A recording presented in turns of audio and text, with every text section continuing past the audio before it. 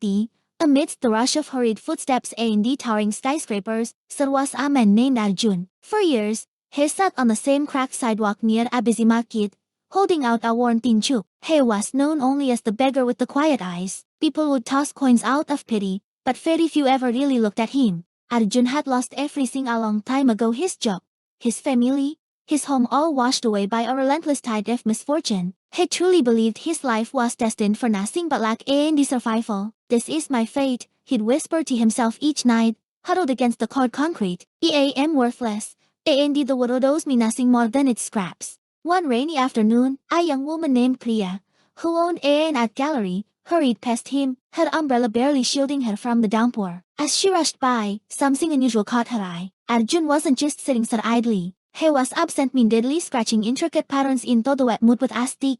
The designs were mesmerizing: swirling vines, delicate flowers, and the hidden faces that seemed to come alive in the murky puddles. Priya stopped in her tracks. "That's beautiful," she sighed softly, kneeling beside him, seemingly unbusied by the rain. "Did you draw that?" Arjun looked up, startled. No one had ever spoken to him with such kindness or interest. "It's nothing," he muttered, his voice raspy from disuse. "Just doodling to pass the time. I'm no more artist." Priya smiled gently, a warmth in her eyes that pierced through the gloomy day. "Everyone is something more than they think they are. Why do you sit here begging when you have this incredible talent?" Arjun let out a bitter laugh. "Talent? Look at me. I'm a beggar. I have no more paper, no more paints, no more chance. This is all I am." Priya paused for a moment, her mind racing. Then, she opened her bag and pulled out a small notebook and a pencil. "Here," she sighed, holding them out to him. "Draw something for me. If it's as good as what he just saw in the mood, I'll buy it from you."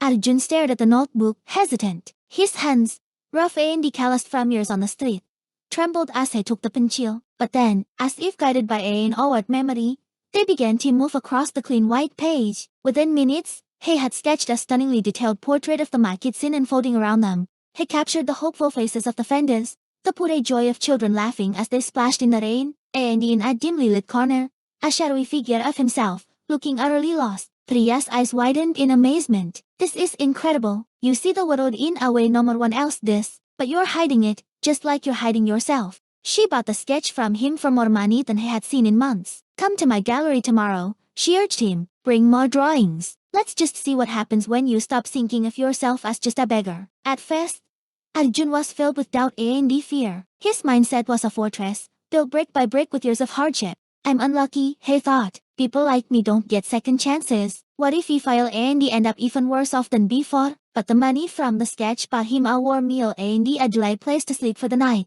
And a tiny spark of curiosity had been lit within him. He found himself drawing more on scraps of paper, on discarded pieces of cardboard, on anything he could find. The next day, with a small collection of drawings clutched in his hand, he nervously walked into Priya's gallery. She greeted him with a wide smile and introduced him to her customers not as a beggar, but as a hidden talent from the streets. His art, filled with emotion, told stories of struggle, resilience, and the quiet beauty of everyday life that most people overlook.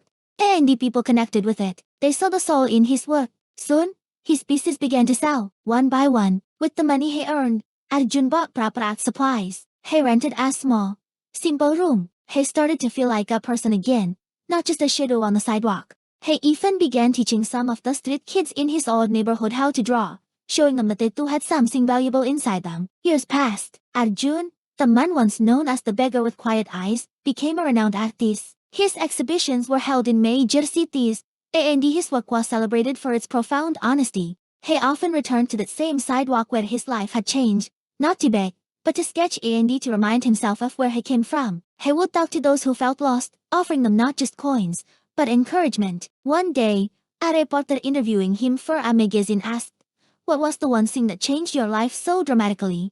Arjun smiled, a genuine, heartfelt smile that reached his eyes. "It wasn't money or a lucky break," he replied. "It was changing how I saw myself. The talent was always there, inside me, but my own mindset kept it buried under layers of despair. The moment I started to believe that I could create value, instead of just asking for handouts, my entire world shifted." Your thoughts truly shape your reality. If you can change your mindset, you can absolutely change your life. So, what is the story you're telling yourself? Is it holding you back? Or is it setting you free? Thank you for watching. If the story resonated with you, please like, share, and subscribe for more inspiration.